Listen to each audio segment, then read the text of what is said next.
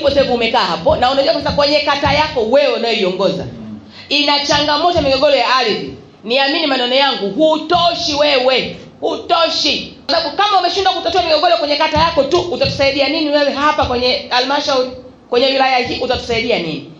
Hapa madiwani waona hao, kuna madiwani hapa tu umeshawashughulikia hapa kwa sababu ya kuingilia masuala ya migogoro ya ardhi sio wahusu. Mpaka uuzaji wa maeneo hapo nao waona hao. Tunakataa tu kunyoshana vidole hapa. Tutasimamishana hapa, mtu sukari ishuke, baadaye waseme oh jamani sasa unaona hii karatasi ataanzia isingekuja sama na mkuu wa mkoa staki. Lakini wapo hapa, uzuri mimi nawajua, na Kiteto ni sehemu ya migogoro ya ardhi. Sasa ukiona Kiteto sehemu ya migogoro ya ardhi na kata inayokuwa na changamoto ya migogoro ina diwani na ina viongozi, dhahiri diwani huyo pale hatoshi. Hilo tusifichane hapa, tusipepese macho. Kama haupo ulipo sasa umekaa hapo na unajua sasa kwenye kata yako wewe unayoiongoza ina changamoto migogoro ya ardhi, niamini maneno yangu, hutoshi wewe, hutoshi. Kwa sababu kama umeshindwa kutatua migogoro kwenye kata yako tu, utatusaidia nini wewe hapa kwenye halmashauri, kwenye wilaya hii utatusaidia nini? Na unapata wapi nguvu ya kusimama kwenye baraza na kutoa sauti yako na kuelekeza jambo ama kwa biashara? Unatoa wapi nguvu hiyo mwanawane? Unatoa wapi wewe? Kata yako tu ya watu 3,000 imekushinda. Huku unakuja kutuambia nini?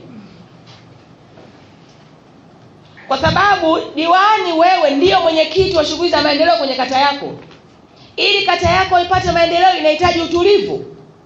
Kama unajua kuna changamoto kwenye kata yako, manake ni kwamba ni dhahiri kabisa kwamba kata yako hiyo kusonga itakuwa ngumu. Wananchi kutwa nzima wako barabarani na makaratasi, na wewe diwani upo unaongoza shughuli hiyo ya makaratasi. Lakini kwa kutojua mipaka yetu pia, waheshimiwa madiwani, tumekuwa tukiongoza hapa misafara ya wananchi kuwapeleka Dodoma. Hivi mnatakia Dodoma kwenda kufanya nini? Yaani huwa ni nini hasa? Mnahangaishwa na nini?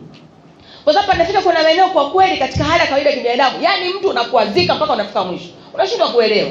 Unaweza kumwita umuulize, wewe bosi, vipi wewe? Yaani nini shida? Nini shida mheshimiwa? Una shida gani? Kwa kuongoza kutafuta simu za viongozi na kupeleka maneno ambayo saa nyingine sio ya ukweli, baada ya waheshimiwa madiwani ndio eneo lao la shughuli. Anakaa miaka 5 kwenye kata yake, hajui kuna shughuli gani.